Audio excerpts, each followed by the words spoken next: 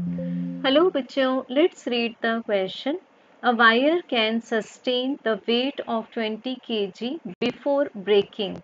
If the wire is cut into two equal parts, each part can sustain a weight of.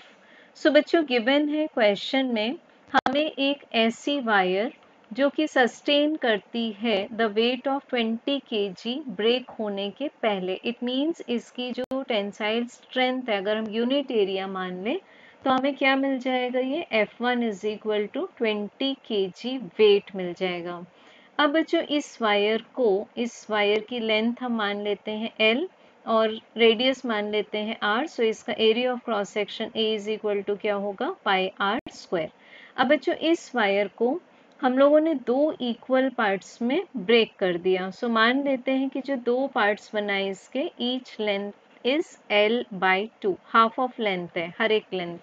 तो अब अगर हम लोगों ने इसको दो इक्वल पार्ट्स में काट दिया है तो हमें बताना है कि इसमें से जो ईच पार्ट है, सपोज हम मान लेते हैं अपर पार्ट, ठीक, इसको हम मान लेते हैं the upper part of the wire और इसको हम मान लेते हैं the lower part of the wire. तो बच्चों हमें बताना है कि हर पार्ट कितना वेट सस्टेन कर सकता है. तो इसके लिए तो हम एक्सप्रेशन लेंगे पहले ब्रेकिंग स्ट्रेस का. तो as we know breaking stress is equal to breaking force divided by area. अब यहाँ हम देख सकते हैं कि जो ब्रेकिंग फोर्स है that is directly proportional to the area.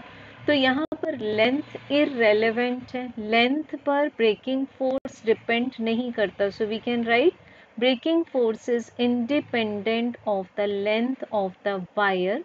सो दो इक्वल पार्ट्स में बांटने के बाद भी, मीन्स हाफ लेंथ होने के बाद भी अभी भी ब्रेकिंग फोर्स कितना रहेगा, 20 kg वेट, क्योंकि हम लोगों ने यहाँ पर उसके एरिया या फिर उसकी रेडियस में कोई भी चेंजेस नहीं किए हैं.